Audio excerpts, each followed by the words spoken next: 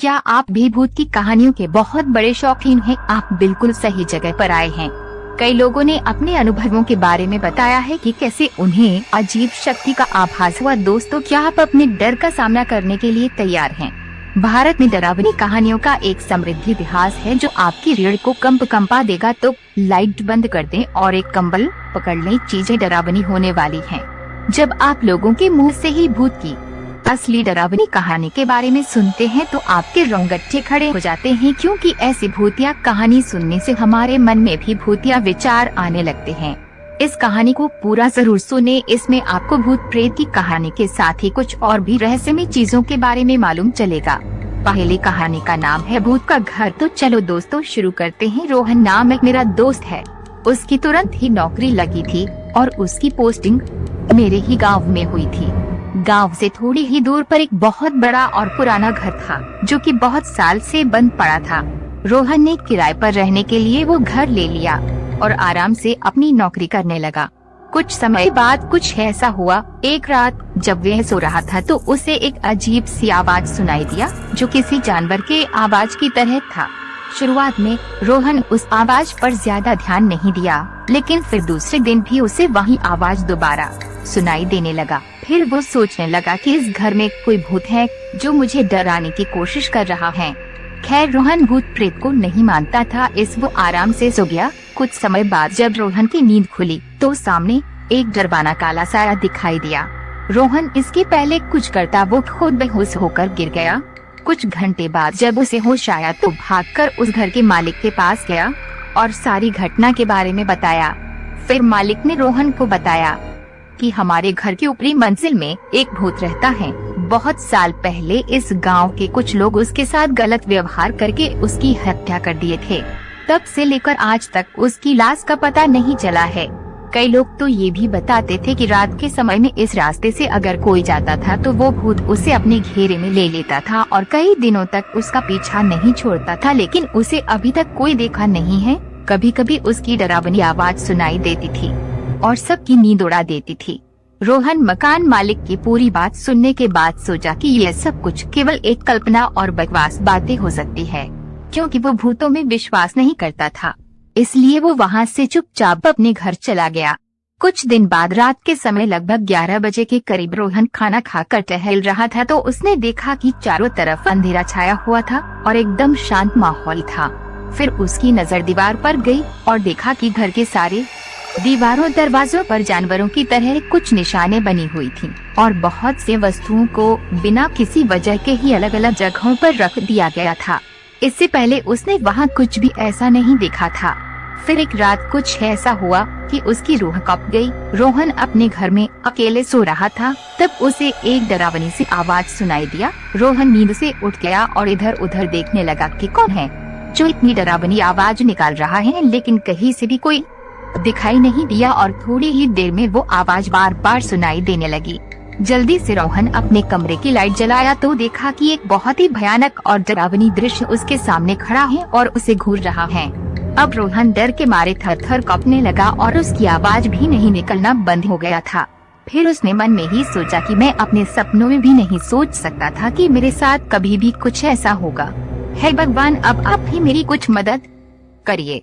उसने देखा कि कमरे के बीच में एक आदमी खड़ा था जिसका शरीर काफी लंबा और डरावना था। दूध की तरह उजले और लहराते बाल थे और दोनों आंखें खून से लथपथ थी।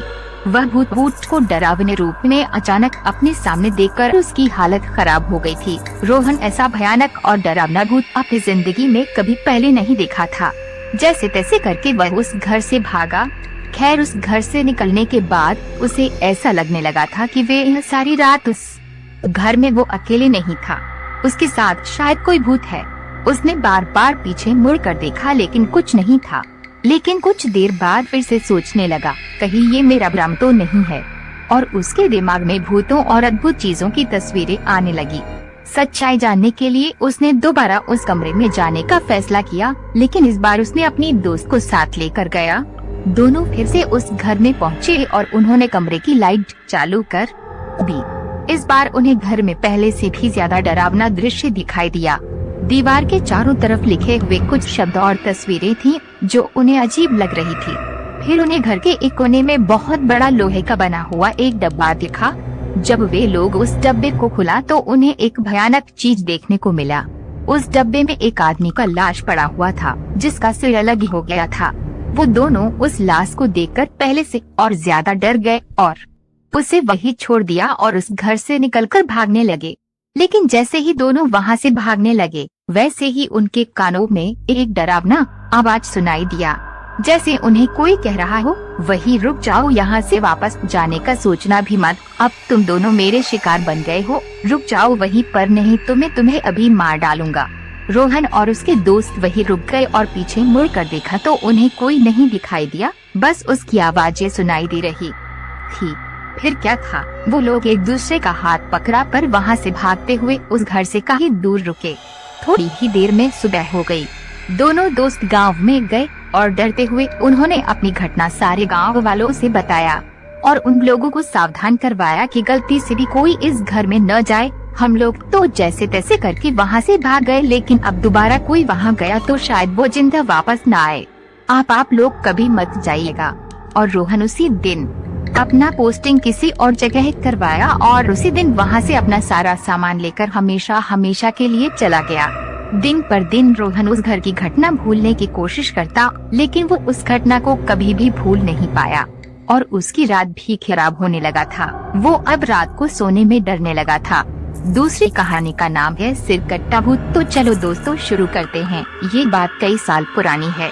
रमेश नाम का एक लड़का था जो भूतों पर विश्वास नहीं करता था। उनका मानना था कि भूत प्रेत नहीं होते, मगर एक हादसे के बाद उसकी ये सोच पूरी तरीके से बदल गई। रमेश गर्मी की छुट्टियां मनाने के लिए अपने गांव गया हुआ था। जब पहले रमेश अपने गांव जाता था तो वहां पर वे अपनी छुट्टियां आराम से मनाता और वापस आ जाता था, मगर इस बार जब अपने गांव छुट्टियां मनाने के लिए गया तो वहां जाकर पता चला कि इस गांव में सर कटा हुआ एक भूत घूमता रहता है। खैर रमेश ये सब बातों पर विश्वास नहीं करता था। उसे लगा कि उसके घर वाले उसे बाहर घूमने नहीं देना चाहते, इस कारण ये अफवाह फैला रहे हैं। एक दिन दोपहर के समय गर्मी बहुत ज्यादा थी, इसलिए वह गांव की बगीचे की ओर चल गया। बगीचे में एक बहुत बड़ा तालाब था। रमेश वहीं बैठकर ठंडी ठंडी हवाओं का आनंद लेने लगा। थोड़ी देर में उसे नींद आने लगी। तभी उसके पास कोई आकर बैठ गया और उससे बात करने लगा। रमेश भी आधी नींद में उस आदमी से बात करने लगा। बातों ही बातों में उस आदमी ने रमेश का सारा अतीत उसे बता दिया। अपना अतीत किसी गांव के आदमी से सुन के रमेश की थोड़ी सी नींद खुली और उसने सामने बैठे आदमी की ओर देखा तो रमेश के होश उड़ गए, क्योंकि उस आदमी का सर था ही नहीं। एक ही झटके में उसकी नींद उड़ गई और उसकी आंखें खुल गई। तब तक वे आदमी भी वहाँ से गायब हो गया था। रमेश सीधा भागकर अपने घर आया और शाम को रमेश की तबीयत भी खराब हो गई। रमेश बहुत बीमार पड़ गया। जब रमेश के घर वालों ने उससे पूछा क्या हुआ है, तो रमेश ने सारा किस्सा घर वालों की बता दिया। उसके घर वाले पास के ही गांव से एक तांत्रिक को बुलाया। जब तांत्रिक ने उसका झाड़ फूंक किया तब जाके रमेश की तबीयत में सुधार हुआ। उस घटना को सोचकर वे आज भी डर जाता है। तीसरी कहानी का नाम है खौफनाक भूत का छलावा। तो चलो दोस्तों शुरू करते हैं। रमेश जो कि मजदूरी का काम करता था, एक दिन वो पास के गांव में मजदूरी के लिए गया। काम खत्म होने के बाद वो शाम के समय अपने घर के लिए चल दिया, पर उस दिन अचानक से बारिश होने के कारण रमेश कुछ देर उसी गांव में रुक गया। फिर जब बारिश बंद हुई तो रमेश वापस अपने घर की तरफ चल दिया, मगर तब तक अंधेरा हो चुका था। जल्दी घर पहुंचने के चक्कर में रमेश ने खेतों के बीच बने रास्ते से जाने का निश्चय किया। काफी समय चलने के बाद रमेश अपने गांव के नजदीक आ चुका था। गांव के में पहुंचने के लिए एक बगीचे से होके जाना पड़ता था। जैसे ही रमेश उस बगीचे में पहुंचा, वैसे ही उसे एक बच्चे के रोने की आवाज सुनाई दी। रमेश से सोचा, इतनी रात को इस बगीचे में बच्चा कैसे आ सकता है। उसने बच्चे को ढूंढने के लिए इधर उधर देखा पर कोई नहीं दिखा। तब उसे ख्याल आया कि हो सकता है कोई औरत किसी काम से बगीचे में अपने बच्चे को साथ लेके आई होगी, इसलिए वो अपने घर की तरफ चल दिया। पर जैसे जैसे वो आगे बढ़ते जा रहा था, बच्चे के रोने की आवाज उसे और जोरों से सुनाई देने लगी। रमेश ने फिर सोचा हो सकता है वो औरत किसी परेशानी में फंस गई होगी, मुझे मदद करनी चाहिए। फिर घर से आवाज आ रही थी। रमेश उधर ही जाने लगा। कुछ दूर पहुँच के उसने देखा एक 6 से 7 महीने का बच्चा एक पेड़ के नीचे लेटा हुआ है और वही रो रहा है। रमेश तुरंत उस लड़के के पास पहुँचा और जोर जोर से आवाज देने लगा, कौन है यहाँ पे? किसका बच्चा है ये? मगर किसी ने आवाज नहीं दी। रमेश ने सोचा शायद इसकी माँ यही आसपास कहीं बेहोश हो गई होगी, इसलिए बोल नहीं रही। फिर रमेश ने पूरे बगीचे को छान मारा मगर उसे वहाँ पे कोई भी नहीं दिखा। अब रमेश ने गुस्से में चिल्लाया, कौन यहाँ बच्चा रख के चला गया है? मगर किसी की आवाज नहीं आने के कारण रमेश ने वही रुकने का फैसला किया कि देखता हूँ कौन यहाँ अपने छोटे से बच्चे को रख के चला गया है। थोड़ी देर में तो आ ही जाएगा, फिर उसे डांटूंगा। मगर काफी देर बीत जाने के बाद भी उस बच्चे को लेने के लिए वहाँ पे कोई नहीं आया। अब रमेश समझ चुका था कि शायद कोई जानबूझ के अपना बच्चा यहाँ पे छोड़ के गया है। तब रमेश ने उस बच्चे को गोद में उठाया और घर की तरफ चलने लगा। रमेश रास्ते भर चिल्लाते हुए जा रहा था, कैसे कैसे लोग रहते हैं यहाँ पे, अपने ही बच्चे को अकेला छोड़ के चले गए। गुस्से से वो पूरे रास्ते बड़बड़ाते हुए जा रहा था। तभी रमेश को ऐसा लगा कि उसे चलने में दिक्कत हो रही है क्योंकि बच्चा बहुत भारी लग रहा था। मगर रमेश घर पहुंचने की जल्दी में और तेज चलने लगा कि काफी रात हो चुकी है, जल्दी इस बच्चे को लेके घर पहुंचा जाए। कुछ कदम चलने के बाद रमेश को ऐसा महसूस हुआ जैसा बच्चे का वजन बहुत ही ज्यादा बढ़ चुका है और वो बच्चे की उठा के चल नहीं पा रहा था। जैसे ही रमेश ने बच्चे की तरफ देखा, उस बच्चे की एक आंख बाहर की ओर लटक रही थी और उसके पैर जमीन तक टच होने ही वाले थे और बच्चा रमेश को देख के हंस रहा था। रमेश इतना देखते ही डर के मारे उस बच्चे को फेंक दिया। फेंकने के बाद वो बच्चा जमीन पे नहीं गिरा बल्कि जमीन से थोड़ा ऊपर ही लटकने लगा और जोर जोर से हंसते हुए बोला, क्या हुआ, मुझे अपने घर नहीं ले जाएगा?